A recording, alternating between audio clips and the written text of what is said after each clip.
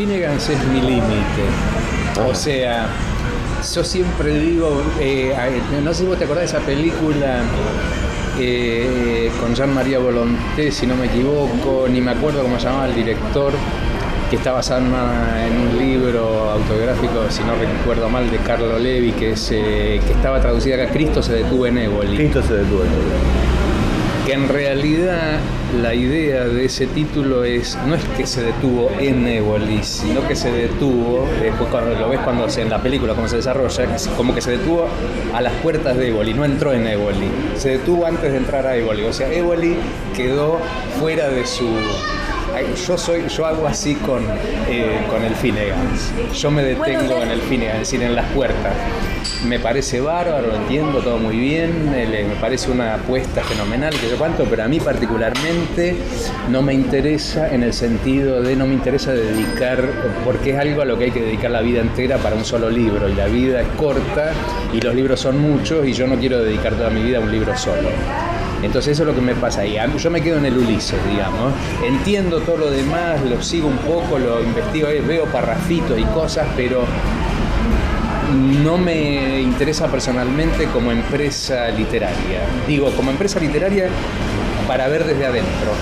Lo miro por la ventana. Eso es lo que me pasa con el Finnegans. Yo no creo en el término intraducible. Es decir, todo se puede traducir, mejor o peor, mal o bien, lo que sea, pero todo se puede traducir. No me quiero meter en demasiados detalles. Yo traduje un librito que se publicó lo publicó Losada hace un par de años, que se llama Finn's Hotel, que es como los comienzos del Finnegans. Es una preparación que hace, me parece... Sí, en realidad es un libro, vaya a saber si existe, es un invento que hizo un tipo, sí. No sé muy bien si en realidad existió ese libro en la cabeza de Joyce o es un invento del tipo que lo armó. A partir de manuscritos de Joyce, ¿no? Por supuesto. Pero bueno, es un libro que ya apunta un poco para ese lado. De hecho, ya viene habiendo cosas más o menos así en el Ulises, y de hecho en la poesía que estoy traduciendo ahora. Es decir, los últimos poemas de Joyce que se conservan, porque lo que está publicado hasta ahora como poesía completa en castellano, en realidad es un nombre muy trucho, porque en inglés eso se publicó en vida de él como Collected Poems, o sea, poemas reunidos, sí. No completos. Él escribió, si vos leíste Ellman, en Ellman hay docenas de poemas, limericks y poemas breves que él fue escribiendo a lo largo de su vida que no están en esa.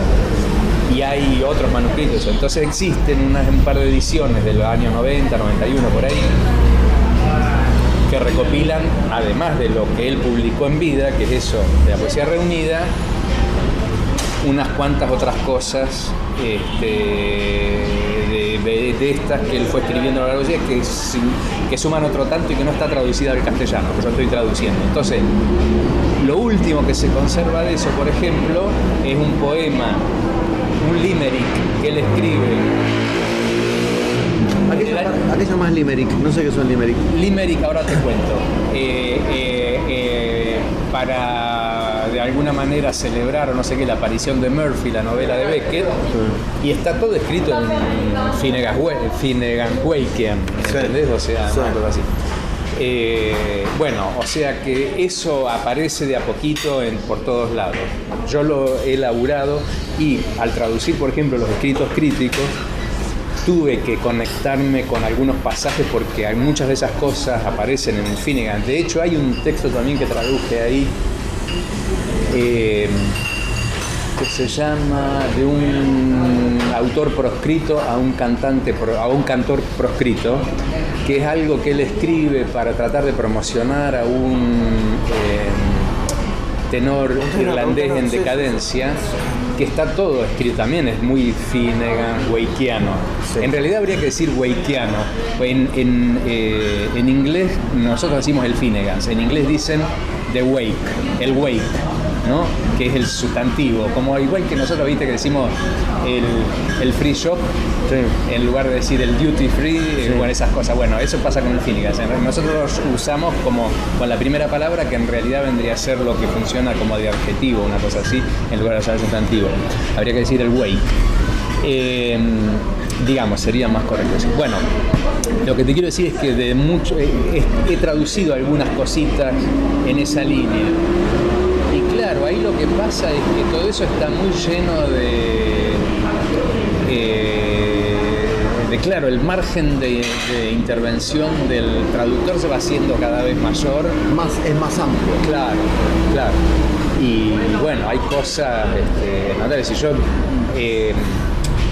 por ejemplo, digo, yo no me metí en el Finnegan, pero tuve que traducir alguna frasecita para una de las notas de escritos críticos, y en un lugar él mezcla, por ejemplo,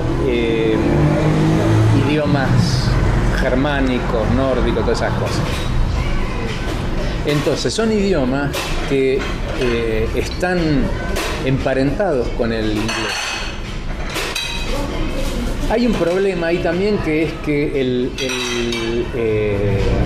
en Irlanda desembarcaron los daneses, los vikingos, y se quedaron ahí. Hay toda una historia, o sea, hay una conexión histórica con los daneses y con los vikingos en Irlanda, o sea, tienen raíz histórica ahí. Entonces, cuando él usa el danés, está haciendo una conexión histórica con Irlanda, cuando mezcla danés, quiero decir, ¿no? Cosa que desde acá como que se pierde mucho. Ahora, más allá de esto, lo que yo quiero decir son todos idiomas germánicos. El inglés, el danés, el alemán, todas esas cosas. Cuando él mezcla esas cosas, son todos idiomas germánicos, están emparentados en su origen. El castellano también está un poco emparentado en su origen, en el sentido de que son todas lenguas indoeuropeas, pero el castellano es una lengua indoeuropea de raíz latina, mientras que el alemán, el inglés y el danés, o el noruego... Y lo que llaman el gaélico.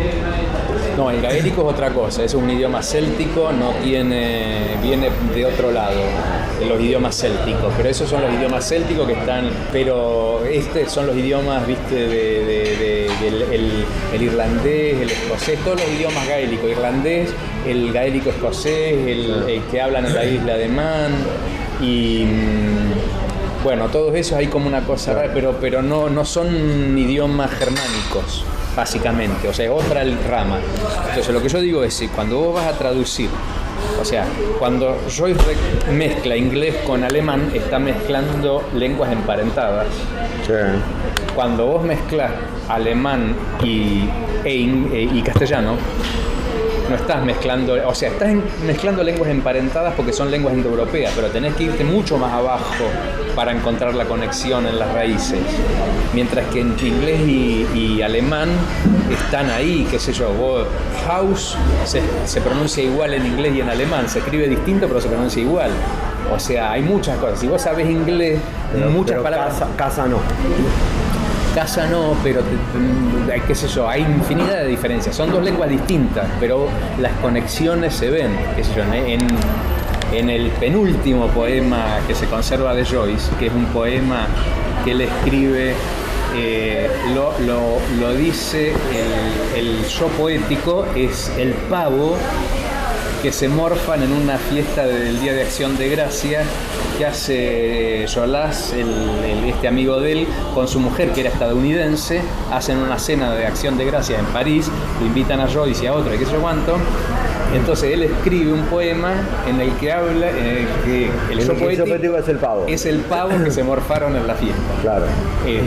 Y está todo lleno de juego de palabras y cosas muy Finnegan, es del año 30 y largo, o sea, es bien de esa época.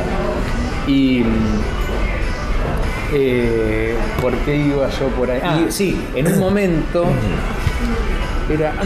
estoy mezclando, perdón, no es en ese poema, es en uno un poquito anterior, uno que escribe un limerick. Que no te dije lo que era el limerick, te lo digo ahora y después sigo, haceme acordar que este es de Herbert Gorman. Un limerick es una forma poética inglesa tradicional, popular, de estas que surgió sola, así que yo no sé cómo. Limerick es una ciudad de Irlanda, no se sabe muy bien cómo es la conexión, por qué se llaman limericks a esos poemas, pero bueno, es una forma poética que se escriben en un metro ritmo anapéstico que vendría a ser ta ta ta ta ta ta ta ta ta ta ta ta ta ta ta ta ta ta ta. Después vienen dos primeros versos, después vienen que riman entre sí, después vienen dos versos más cortos que ta ta ta ta ta ta ta ta ta ta ta ta y otra vez un triple anapesto como el del principio, ta ta ta ta ta ta ta ta. Eso es el esquema métrico así. Y en general en el primer verso es el nombre de una ciudad o de un lugar y que define las rimas, entonces las rimas son muy graciosas, arman unas rimas muy raras para conjugar con eso.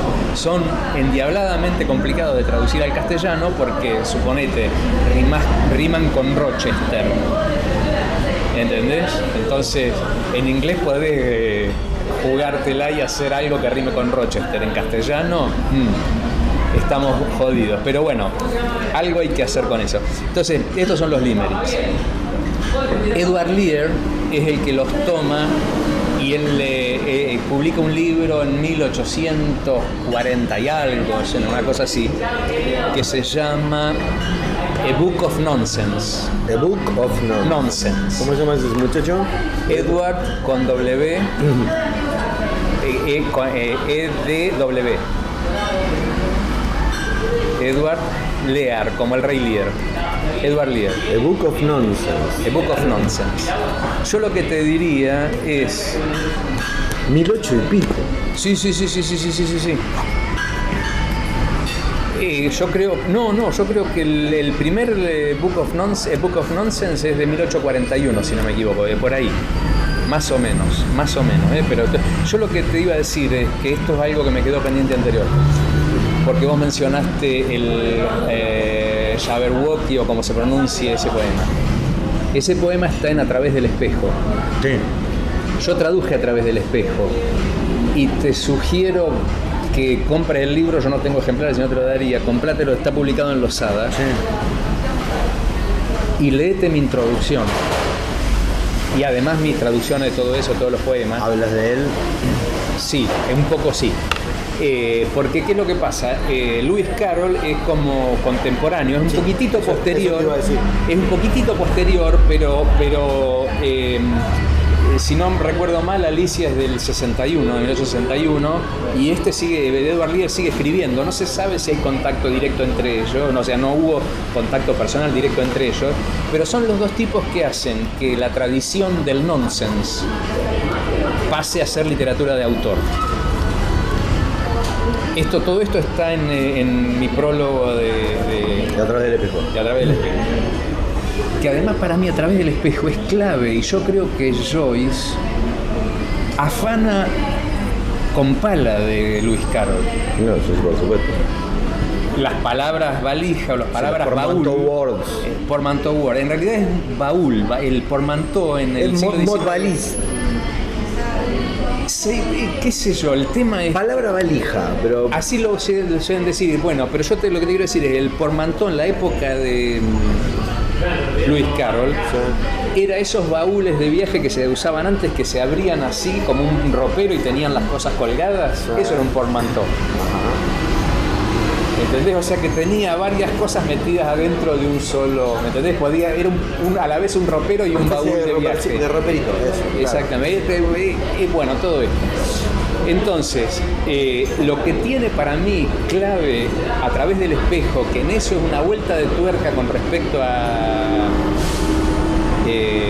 Alicia, es justamente la idea de A través del espejo. ¿Qué pasa cuando Alicia atraviesa el espejo? Del otro lado, el mundo es todo igual, pero al revés. Sí. O sea, lo que es izquierda es la derecha. Sí. Si yo quiero llegar a un lugar, en lugar de caminar en esa dirección, tengo que caminar para el otro lado. Sí. ¿Qué es lo que hace? Da vuelta. Sí.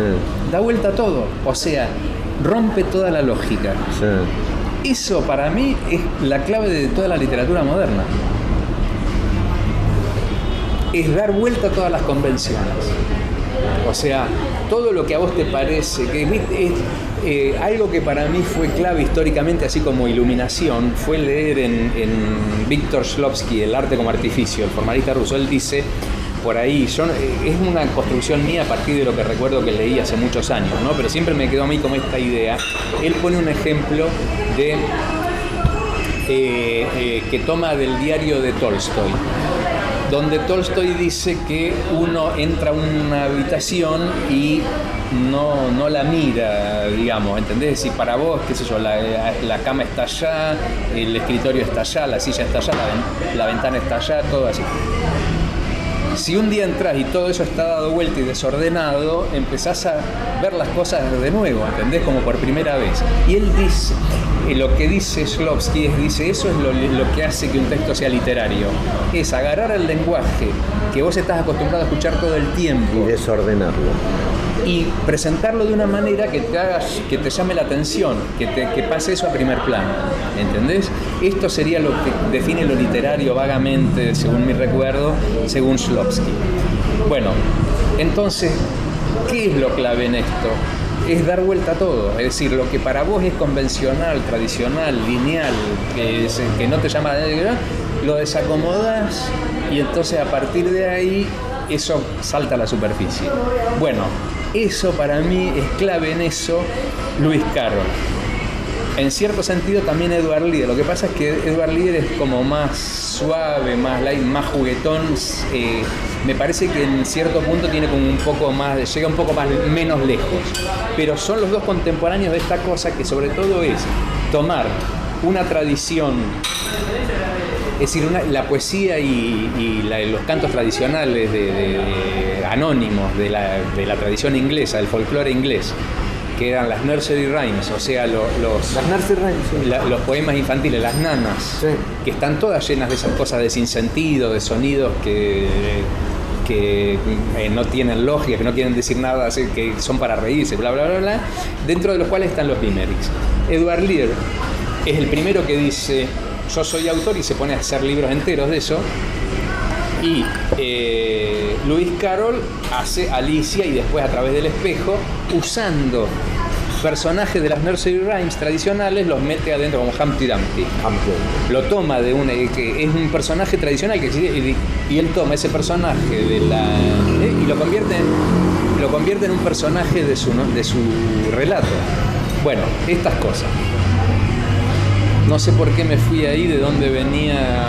Estaba hablando de... Arrancamos con que yo te pregunté por qué se podría decir que es intraducible. Me dejaste bien claro que, a ver si entendí. Sí. Que el tema, primero que vos decís un poco lo que dice Derrida en Ulises Gramófono. El wake, para hacerte caso, vos entraste, expulsa. Es el límite para todos. ¿Sí? Pienso lo mismo, ¿sí? Cuando uno lee, inclusive yo creo que inclusive hay una puerta anterior, si uno va cronológicamente, que es el monólogo final del Ulises. ¿Sabes? Siempre hago el chiste de que habría que tener la remera que dice yo atravesé el monólogo, ¿sabes? Y además en español, ¿sabes? Porque tiene una intensidad particular el monólogo que no la tiene la otra parte, ¿sí? Perdóname una cosa que me acabo de acordar de algo y después seguimos con esto que me decís vos. Lo que yo te decía, que cuando yo me veía en un pasajecito del Finnegan que traduje para una nota, y me encuentro con que el tipo mezcla idiomas germánicos, yo dije, por ejemplo, me hice esta pregunta y lo hice en ese pasajecito, pero no puedo responderlo porque no puedo responderlo con solvencia respecto a todo el Finnegan's Wake, porque nunca entré más que haciendo calas así minúsculas. No sería lo adecuado como transposición. Iba a decir transferencia, pero transposición. Como transposición. ¿No sería adecuado conectar el castellano con lenguas latinas? Es decir, cuando él conecta inglés con alemán y danés, ¿por qué yo no conecto, yo traductor, no conecto como transposición el castellano con el portugués y el francés, por ejemplo, con el italiano, que son lenguas tan hermanas como son entre... ¿Entendés? Ese tipo de cosas. Como procedimiento de posible traducción de eso que escriben en Phineas. O sea, esto, lo cual te cambia radicalmente toda la idea de la traducción, por supuesto, de la idea de traducción de ese libro, te quiero decir, ¿no? Es decir, ahora, yo no sé hasta qué punto eso sería serio, porque, como te digo, cuando él mezcla danés, está mezclando algo que tiene que ver con la historia de Irlanda. Y si yo estoy traduciendo un libro que se refiere a la historia de Irlanda, le saco algo, al sacar el danés lo transformo en francés, supongamos. Bueno, justo el francés también tiene que ver con la historia de Irlanda de otra manera, ¿no? Se entiende, pero cuando yo lo paso a la relación entre el español y el portugués y trato de citar un hecho de la historia portuguesa dicha en español, voy a conseguir un efecto parecido, pero va a tener que hacer un trabajo arquitectónico que me va a tomar toda la vida. Y además va a ser otro libro completamente, porque si ese libro se refiere a Irlanda y a Dublín y todo eso, y si yo lo voy a transformar en algo que se refiera a la Argentina, es como ya... O sea, es muy complicado decidir en qué lugar me detengo, digamos, ¿entendés? Hasta qué punto llevo la transposición de estructural como idea en general, no solo de cada palabra. Bueno, pero eso es lo que en todo caso yo planteo, diciendo que coincido que en ese punto es intraducible, porque o es para siempre, o sería como decir, bueno, esta es mi propuesta, esto es lo que yo digo, como lo que digo en la conjetural, hay 6 versiones, tienen alguna lógica relacionada, pero yo propongo esto para lo que dice acá. X propone otra cosa, porque no es que dice, no es un tema de los Beatles, love me do, love me do. ¿Sabes? ¿Cómo lo traducís? Amame. Sí, pero si lo tenés que tener en música, si lo tenés que poner en música, no podés traducirlo así. ¿Cómo si lo tengo que tener? Claro, si yo vos me decís, traducime esta canción que yo la quiero cantar en castellano. No puedo decir amame, no lo voy a cantar. No, te voy a decir, por ejemplo, esto, porque yo lo hago en ejercicio de taller de traducción.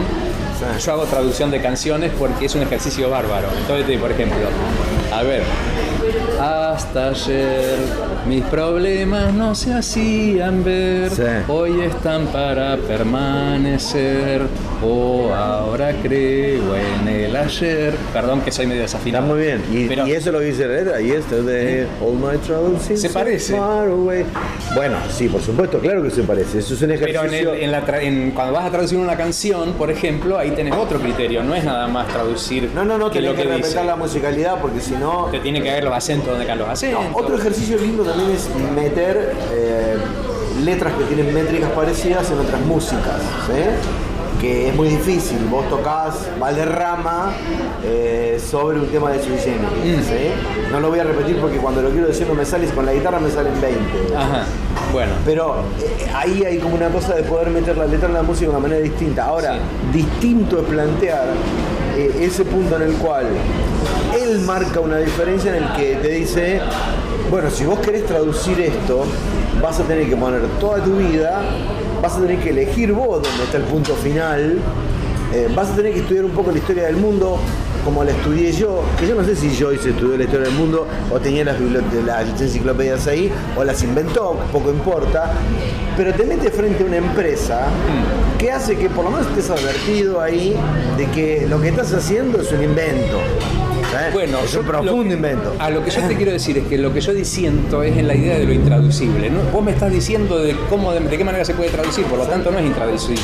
Lo que hay sí es que, pero digamos, son grados, o sea, cualquier cosa que traduzca siempre tiene un alto grado de intervención del traductor y de decisión del traductor. Eso puede cambiar en amplitud, en grado, ¿no? Pero está desde la traducción más sencilla hasta la traducción más compleja. Entonces, siempre es traducible. A veces saldrá mejor, a veces saldrá peor. A veces a algunos les va a gustar más de esta manera y a otros les va a gustar más de la otra. Todo lo que sea. Totalmente de acuerdo que no hay traducción final de nada.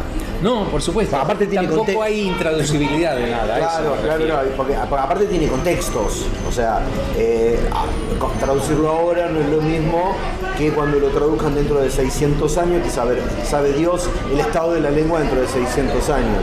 Hay contextos. Ahora, lo que es particular es que hay una dificultad propia de ese texto, que hace que por lo menos vos digas, llego hasta acá, no tengo ganas de dedicarle la vida entera a esta empresa, porque me parece que ese es el rasgo que señala Lacan en algún punto, que es que no es que está lleno de trampas el texto que hace que te pierdas, sino que tiene algo intrínseco que te dice hasta acá, llegás hasta acá, ¿sí? Eso es lo que lee Lacan del Fine and Wake, que es que, ejemplo, si querés hacer un paralelo, el inconsciente tampoco tiene un punto de detención. El análisis no detiene la producción inconsciente. No, gracias a Dios. Detiene, claro, pero detiene la maquinaria del sujeto interpretante. Lo que plantea Lacan es que el psicoanalista está en un lugar secundario a la interpretación. Porque el inconsciente ya interpreta algo. Vos soñás y decís, y sí, claro, comí mucho anoche, o esto tiene que ver con tal cosa. Ahora, el análisis es conducido a un punto en el cual, por más que eso siga produciendo, la maquinaria de traducir para. Porque aparecen cosas un poco más opacas, un poco más palabra valija que te frenan. ¿Sí? El ejemplo en el que se basa Lacan es el ejemplo que toma Freud en Pegan a un niño, un texto que se llama Pegan a un niño, en el que Freud trabaja esa fantasía que tiene un sujeto. Freud hace asociar. Freud está en esa época, o sea, entre 1850 y 1930, 1940, hay una época maravillosa, me parece a mí, para la cultura, y Freud está muy metido en esa época y juega con eso. Dígame lo que se le ocurra con respecto a lo que sueña. Y tiene que ser asignificante lo que me diga, o sea, no, yo soñé con que el pibe tiene una remera de Sky, con que mañana toca el Indio, y eso es porque no puedo ir a ver al Indio. No, eso no es lo que yo quiero escuchar. O sea, ¿qué se le ocurre con la resonancia de la palabra? La resonancia de la palabra indio. Esa sería la verdadera. En la fantasía Pegan a un niño, el sujeto llega a un lugar en el que dice, bueno, a ver, la idea que tengo es pegan a un niño y punto. Más allá no hay nada. ¿Sí? Más allá no puedo decir más nada. De eso un poco se sostiene Lacan, para decir, ciertas producciones del inconsciente en algún momento encuentran un tope, como encuentra la traducción con el Fine and Wake. No es que no sean traducibles, podrían ser traducibles, pero el sujeto decide hacer como un stop ahí. ¿Entendés? ¿Por qué? Porque es tan amplia que podría ir para allá, podría ir para acá, o podría seguir jugando ese juego especular eterno, medio un poco Pierre Menard, siempre escribiendo lo mismo, ¿sabes? Pero que tienen un tope. Entonces, él no, en ningún momento, creo que no sé si Lacan dice que sea intraducible, es algo que se dice sobre el Fine and Wake. Lo que dice es que le pone un obstáculo al lenguaje común, ¿sí? Y hay que meterse muy en la singularidad de Joyce para tratar de entender algún fragmento. Y hace un paralelo y dice, bueno, el inconsciente al final del análisis tendría que parecerse un poco a algunas partes del Fine and Wake, ¿se entiende? Entonces no es que va a leer por qué lo hizo, sino extraer un poco la estructura de eso. Me interesa mucho lo que vos planteás además en relación a que eso está mechado en partecitas en toda la obra de Joyce. Me interesó mucho el libro que salió de Eterna Cadencia, Los Escritos Críticos, ¿no? Porque están las primeras producciones y la idea que tengo yo de leer sobre esto es que, por otro lado, Joyce está todo el tiempo reescribiendo sobre lo mismo, ¿no? Y sobre sus propios escritos, vos sabés que él está reciclando todo el tiempo las cosas. Su primer monografía rechazada, ¿sí? Ahí tenemos el cuidado de no comparar la vida con la obra, ¿sí? De dejar bien claro el sujeto Joyce, el que escribe. Pero su primer monografía ya pergeña ahí la idea de una discusión, no me acuerdo si sobre Ibsen o sobre otro autor, en el que se pelea y a partir de ahí reescribe, todo el tiempo reescribe, garabatea. El Finnegan, los manuscritos son garabatos, tiene garabatos por todos lados. Vos sabés que una de las cosas que yo tengo ahí pendiente de conseguir editor finalmente para terminar de hacer la texto, tengo ahí medio abrochado el asunto, pero depende de que salga un subsidio. Yo quiero hacer las Epifanías y un texto que se llama Retrato del Artista. Sí, el primero. El primero, que eso no está... Está Retrato del Artista, Stephen el Héroe, Retrato del Artista Adolescente, exactamente. Stephen el Héroe cortado en la página 500 y pico, y Retrato del Artista, que es una reescritura del primer Retrato del Artista. ¿Sabes? Sí, de todo. Bueno, listo. Una cosa que... ¿Querés editar ese primero? Claro, lo quiero traducir ese y las Epifanías. ¿Y las Epifanías dónde las sacás? ¿Están publicadas? ¿En inglés? Sí. Ah, porque yo tengo ese problema. Hay una edición, hay una edición castellana, pero tiene errores bastante gruesos. De una editorial española que se llama Ediciones de Escalera. Yo lo compré en la librería del Mármol. Por ahí se debe de conseguir acá. Se llama Escritos Breves. Tiene el Giacomo, Retrato del Artista y las Epifanías. Pero tiene errores bastante gruesos. Giacomo, Retrato del Artista y las Epifanías. Yo compré algo que tiene... Bueno, ahora estoy confundido, pero yo no sé si lo tengo. Yo lo encontré por otra parte. Lo que digo es que me interesa lo de la reescritura, porque por ejemplo, a Lacan le importa el nombre que él se construye, ¿sabes? Sí, un pequeño detalle, perdóname, se pronuncia Steven, no Stephen. Aunque se escriba con PH, es lo mismo que si se escribiera con B corta. Steven. Igual, pero ¿por qué habría que pronunciarlo Steven o Stephen? Porque es en inglés te digo, en inglés escrito con PH se pronuncia Steven. En inglés se pronuncia Steven Dédalos, como sea. Dédalos. Sí, pero es Steven, no es Stephen. Perfecto. No sé, se escribe con PH que debería... Lo que te decía es, ¿le interesa eso? Y perdóname que un detalle que también no te quería interrumpir, pero me acordé de algo que... ¿Por qué me fui por lo de los limericks y me olvidé de este asunto? Un limerick que escribe en el 30 y pico, dedicado a la mujer de Gorman, Herbert Gorman, su primer biógrafo, porque parece que ella se quejaba de que cuando iban a cenar a la casa de ella, sí, se quedaban hasta demasiado tarde. Entonces él escribió un limerick tomándole el pelo a eso. Y el final, el final con esto que yo te decía de las rimas de los limericks que siempre escribe esto. No me acuerdo, ninguno piensa, no tiene la idea de...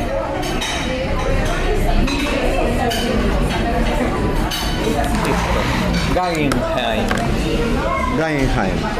Vos te das cuenta, lo que ahí le está mezclando ahí es, primero, esto es lo que yo te decía del parentesco que vos ves con el alemán.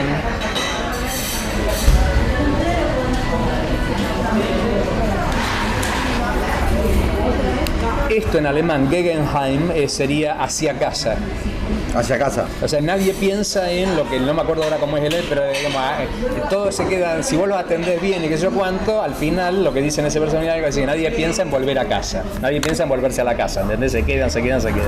Ahora, fíjate vos lo que hace él acá, esto es bien de Finnegan, porque él toma esta expresión alemana, que esto suena bastante parecido a going home, ¿entendés? Pero al mismo tiempo es Guggenheim, en que en esa época todavía no existía la Fundación Guggenheim. Es lo que te iba a decir, el Guggenheim. Pero ya eran conocidos mecenas de las artes, o sea que ya la Peggy andaba comprando cuadros y acostándose con los pintores por París y qué sé yo. Bueno, ves todas las cosas que mezcla ahí, pero además, entre otras cosas que mezcla, lo que vos ves acá es el parentesco entre el inglés y el castellano. En castellano, yo no puedo decir nada parecido a Guggenheim que suene parecido a volver a casa, y que, ¿entendés? Entonces ahí tenés que hacer algún tipo de recorrido distinto por otro lado, pero no es intraducible. No. Eso, yo estoy en desacuerdo con la idea de que algo sea intraducible. Para mí no existe lo intraducible.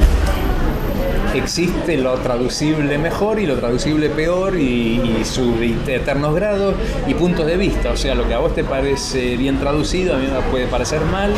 o lo que a vos te parece mejor a mí me puede parecer peor, o viceversa, ¿no? Siempre hay un margen de opinión muy grande por esto que te decía. Supongamos, yo digo que el Finnegan hay que transponer todo lo que sea lenguas germánicas, hay que transponerlo a lenguas latinas.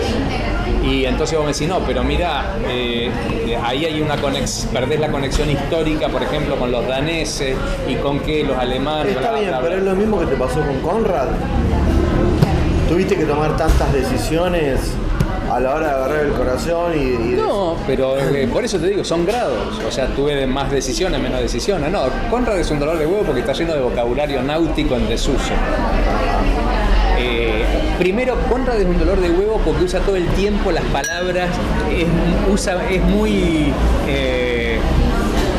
Shklovskiano en esta idea de lo que te decía usa todo el tiempo, nunca la palabra exacta. A mí me parece que Borges afanó muchísimo, aprendió muchísimo de Conrad en ese sentido. Viste que a Borges le gustaba mucho Conrad. Nunca usa el verbo habitual para determinada acción, usa un verbo un poquito retorcido o torcido. Entonces, si vos no querés convertir eso en algo llano, natural y chato, tenés que hacer un laburo chino de eso, ¿no? Primero para entender lo del tipo y segundo para no asesinarlo en la traducción. Esa es una de las grandes dificultades, o sea, cuesta mucho trabajo porque está todo el tiempo usando las palabras en un sentido no estrictamente habitual. Conrad. Eso por un lado. Y por otro lado, además, otra de las complicaciones es que usa mucho vocabulario náutico que ya está en desuso, porque, por ejemplo, un gran tema de la época era que el surgimiento de los barcos de vapor, que estaba desplazando a los veleros, entonces necesitaban menos personal, entonces muchos marineros perdían laburo. Era como una especie de reconversión tecnológica, pero lo cierto es que después los barcos de vapor desaparecieron. Entonces a vos te habla usa vocabulario referido a barcos, piezas de barco y todo eso que ya no existen, ya no se usan. Entonces ningún diccionario inglés actual, bilingüe, te trae esas palabras. Vos vas a un diccionario especializado, por ahí encontrás la definición de qué te explican qué es. Pero ¿de qué me sirve saber qué es si no sé cómo se dice en castellano? ¿Dónde lo encuentro en castellano? Ese es el gran dolor de huevo de Conrad. Uno de los grandes dolores. Está bien, pero ni ante él ni ante Shakespeare vos decidiste retroceder, o sea... No, bueno, pero Shakespeare está todo ese asunto de los juegos de palabras y de Shakespeare está lleno de eso. Absolutamente lleno. Así que en ese sentido creo que Shakespeare, Lewis Carroll, Joyce, o sea, hay toda una línea de continuidad, ¿no? Joyce lo que hace por ahí es exacerbar eso. ¿No te parece un rupturista? ¿No te parece que Joyce produce una ruptura? Ay, sí, pero no es algo que no existía y de pronto existió, sino que algo que existía de alguna manera, sí, y él lo toma y lo desarrolla. Está bien, pero si vos tuvieras que decir cuál es el rasgo singular de Joyce en esa ruptura, porque uno lo podría decir en relación a Duchamp, ¿sí? En la cuestión del mingitorio, en muchos, ¿sí? Podría decir, a ver, el rasgo singular de Duchamp fue sacar un objeto común y decir, esto es un objeto de arte, ¿sí? Dio vuelta a la habitación. En Joyce, ¿cuál sería? ¿Vos pensás que hay algún rasgo singular de él? A mí lo que me pasa con esas cosas es que, con todo respeto, me parece que la idea de pensar esas cosas nada más que como rupturismo es una idea adolescente. Los adolescentes son los que quieren romper, hasta que después crecen y se dan cuenta que son una continuidad. Sí. Yo creo que hay algo de eso, o sea, que hay las dos cosas juntas. El adolescente cuando crece, desde el momento en que nace ya es otra persona, es distinto. Claro. Hay un momento en que siente que está como muy contaminado y necesita cortar y después se da cuenta que en realidad no cortó tanto y que hay una continuidad, pero sin ninguna duda de todas maneras es distinto. Es otra persona, aunque quiera ser igual, es otra persona, o sea, es otra carne, tiene otra célula, etcétera, etcétera, habla con otras palabras, con otra voz. Ahora, entonces el tema con lo que pasa con esas cosas es que cuando uno lo ve como algo aislado, visto desde 100 años después, entonces estás haciendo un recorte, no estás metido ahí y ves todo lo que hay alrededor. O sea, qué sé yo, no sé, el monólogo interior está antes, lo ves, qué sé yo, está en la Odisea, hay monólogo interior. Hay un monólogo interior de Odiseo, que hay un momento cuando está ahí, cuando llega a la casa y están los pretendientes, él está disfrazado y qué sé yo cuánto, y se tiene que bancar unas cosas densas, qué sé yo cuánto, y dice, aguanta corazón, no sé cuánto, como se dice a sí mismo, resistí, bla, bla, bla, bla, bla. Eso es un monólogo interior, y estaba en Homero, ¿entendés? O sea, entonces, ¿cuál es la ruptura del monólogo interior? No, lo que hizo el tipo es darle como un nuevo desarrollo, un nuevo uso, una cosa así, pero lo saca del libro Los laureles están cortados, del francochute que encuentra de pedo en una estación de tren, se lo compra, lo lee, qué sé yo, o sea, en muchas cosas hay que son continuidad. Entonces, para mí lo distinto de Joyce es su singularidad y su persona, no que él rompa. ¿A qué te refieres con su singularidad y su persona? Y que el tipo tiene una manera de ver las cosas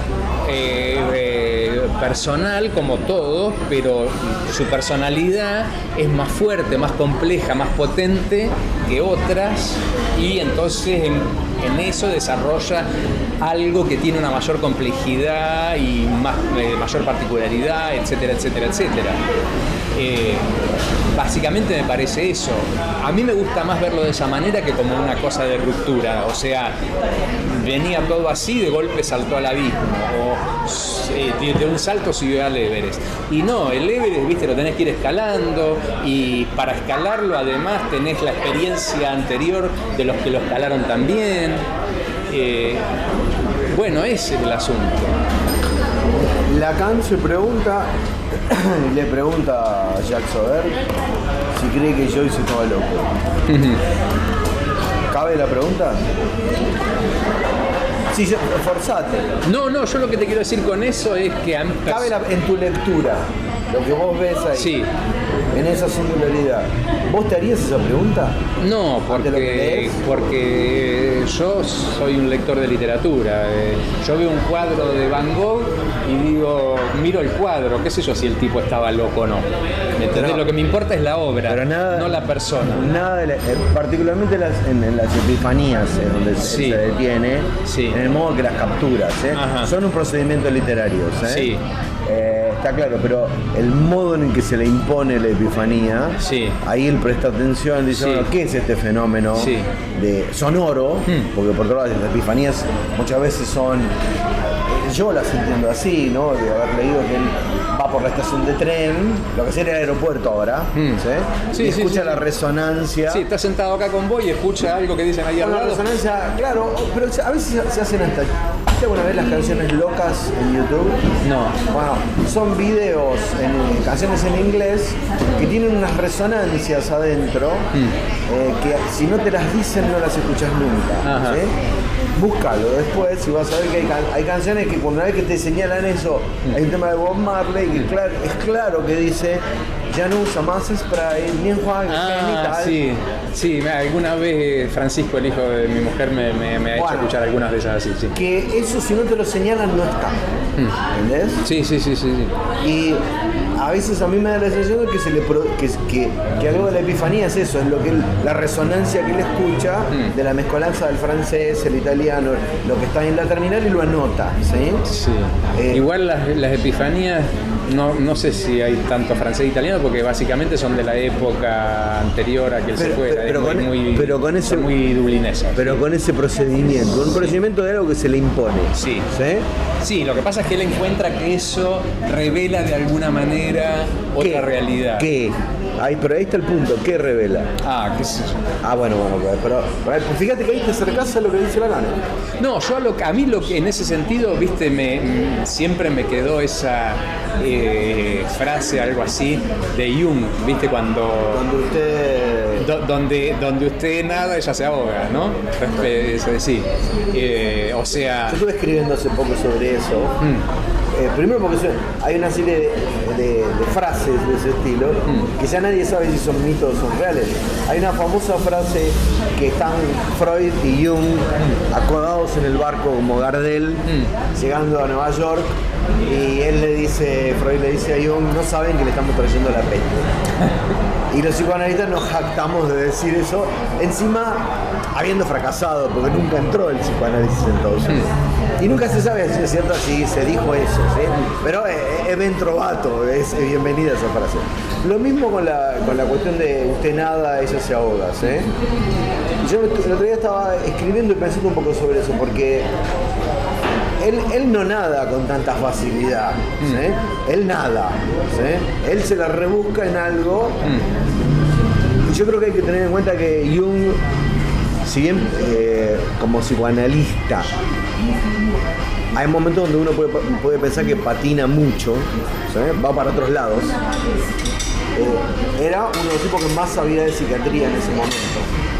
Entonces, que él lea el Ulises. Hay un texto de Jung que se llama ¿Qué es el Ulises? Lo leí hace muchos años. Y hay unas correspondencias de Jung donde dice es el producto de un esquizofrénico, está claro. Pero a él le dice otra cosa cuando lo consulta por Lucía. Bueno, usted nada, ella se ahoga, ¿eh? Claro, le marca que hace un cierto uso del lenguaje que ella no puede hacer, ¿eh? Pero al mismo tiempo se puede leer tranquilamente que le está diciendo usted siga flotando, porque también se puede hundir, ¿sí?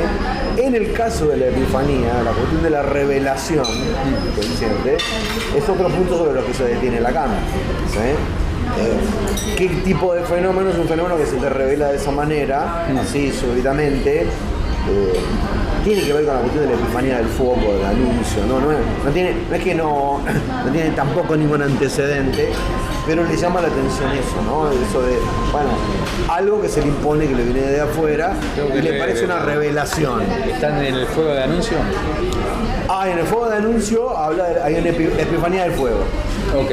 ¿Entendés? Ahí empieza, que Joyce lee, ¿sí? Y hay un cierto fenómeno en relación al encantamiento que produce la epifanía, que no es el insight de la psicología moderna, la lamparita, entendí, ¿sí? Sino más bien algo pasó.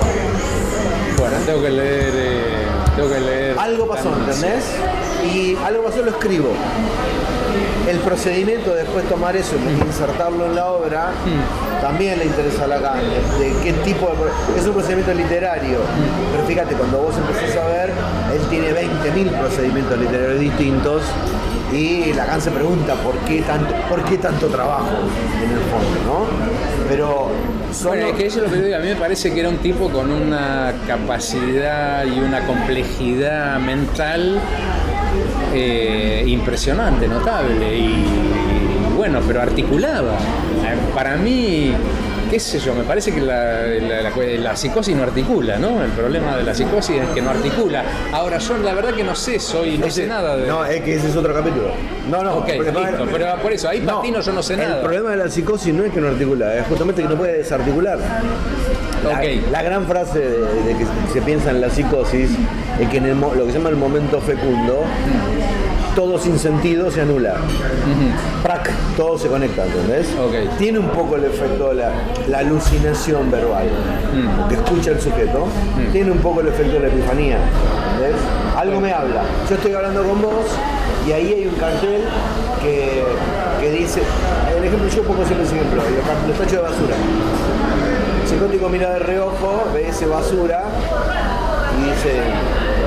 soy yo, ¿ves? Es basura, no te está hablando, no te está diciendo nada. Entonces hay un cierto paralelismo.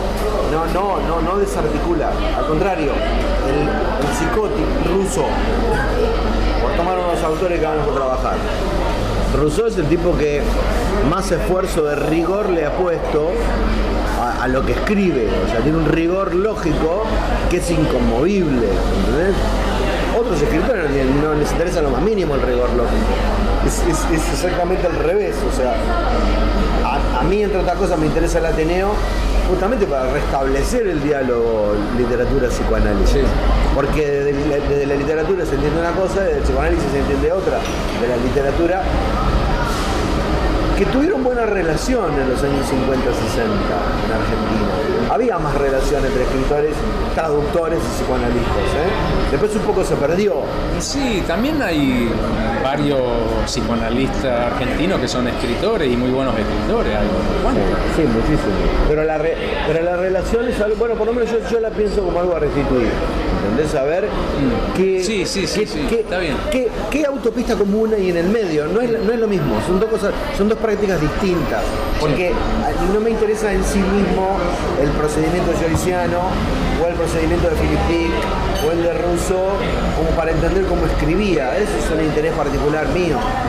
Sino cada uno cómo se las arregló con eso que era su deseo de escribir y por qué, ¿sí? En Joyce, a ver, esos 30 años finales que se toma entre Ulises y el Finnegan, si para vos el Finnegan tiene un punto de barrera, imagínate lo que tendría que haber sido, la escritura, ¿no? Trabajo denso, intenso, no es cualquier cosa. Sí, yo lo que te digo de todas maneras, lo que me pasa a mí es que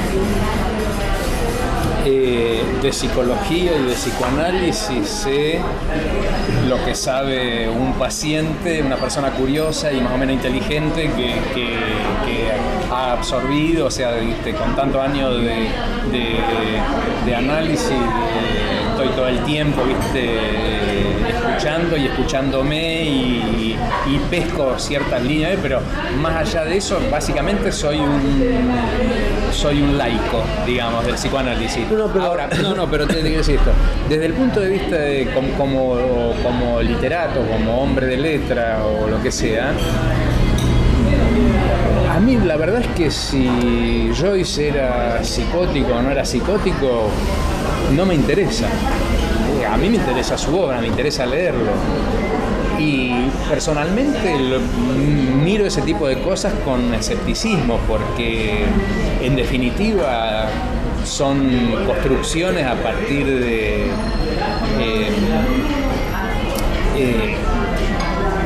un texto escrito. Yo no podría, me parece que no es serio sacar conclusiones sobre la psiquis de una persona a partir de lo que escribió, o sea... Por eso mismo te decía... Podés tener hacerte una idea, todo eso, a mí personalmente... No, por eso mismo te decía, te preguntaba a vos qué pensás de esa pregunta. Sí. Lacan no afirma que estaba loco a partir del texto. Lacan le pregunta, che, ¿a vos te parece esto? O sea, ¿a vos te parece que cuando él sale a buscar por millonésima vez el espíritu increado de mi raza? ¿Sí? ¿A vos te parece que eso tiene algo que ver con lo que es ser un redentor? O sea, en realidad es una investigación que está haciendo Lacan, no en relación a Joyce, sino a un nuevo modo de entender cómo se estructura. Lacan dice que el inconsciente está estructurado como un lenguaje. En esa primera parte de Lacan hay una relación entre los significantes que se encadenan sin ningún problema, no con el problema que vos estás planteando para la traducción. ¿Ves? Ahí habría una continuidad en la que yo hablo, vos entendés. Se toma, o en todo caso, se toma de Joyce y hace esas preguntas por lo que te decía al principio.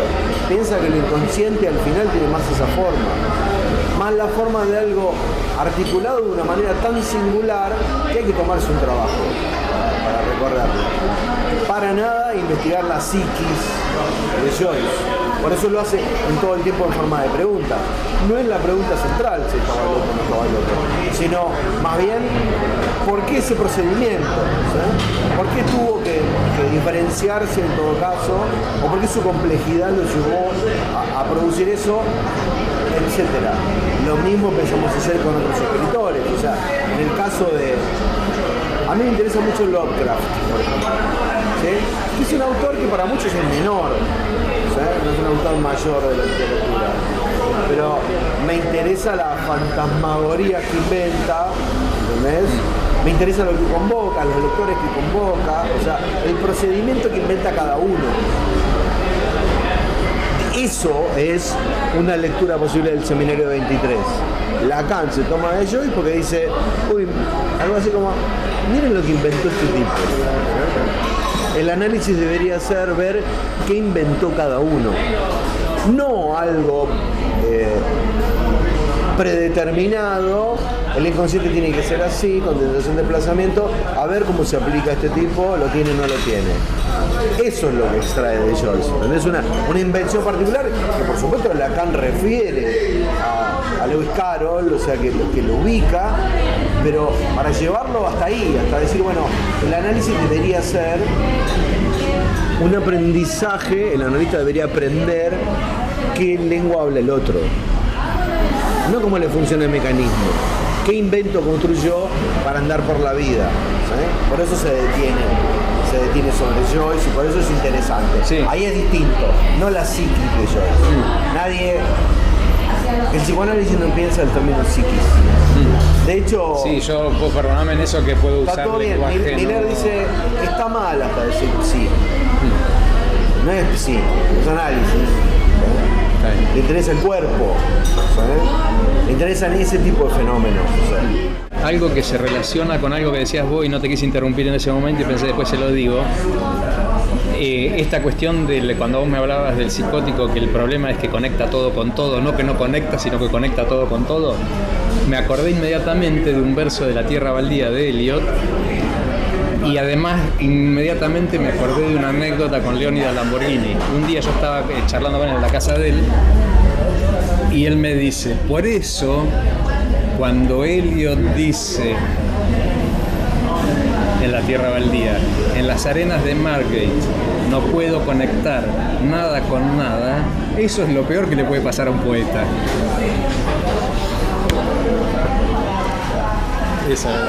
Esos son A un poeta. Él me dijo así en ese momento, o a lo mejor dijo un escritor, no me acuerdo, pero yo creo que dijo un poeta. Pero bueno, nada, simplemente te digo esto porque me hizo reflexionar, me trajo a la memoria este comentario tuyo, esos versos de La Tierra Baldía. Bueno, que además en inglés son muy interesantes porque, presentan una cuestión interesante de construcción porque es...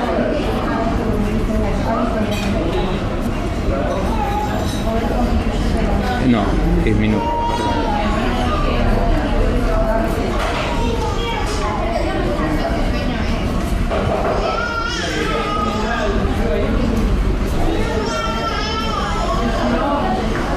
¿Te das cuenta del problema que tenemos ahí con el castellano? No lo que ahí leo. en inglés empieza a decir, en las arenas de Margate puedo conectar. O sea que hasta ahí va firmando. El Sí. problema te aparece recién al final. Nothing. Nada con nada. ¿Entendés? Porque en inglés, si vos pones I can connect nothing with nothing, no necesitas la negación antes. En cambio, en castellano no puedes decir puedo conectar nada con nada. Tenés que decir no puedo conectar nada con nada. Entonces, si vos pones no puedo conectar, estás anticipando la negación, que en inglés no está. No, me quedo con esa idea que lo mejor que de Leónidas Lamborghini, ¿no? Lo mejor que le puede pasar a un poeta, a un escritor. No, lo peor que le puede pasar es esto, no poder conectar nada con nada. Lo mejor que le puede pasar probablemente a un paciente en el final del análisis, lo mejor es conectar bastante poco. ¿Entendés? O sea, es el procedimiento contrario. Por eso es interesante y fructífero el diálogo, ¿entendés? Porque uno no escucha estas cosas todo el tiempo, o sea, lo que vos decís.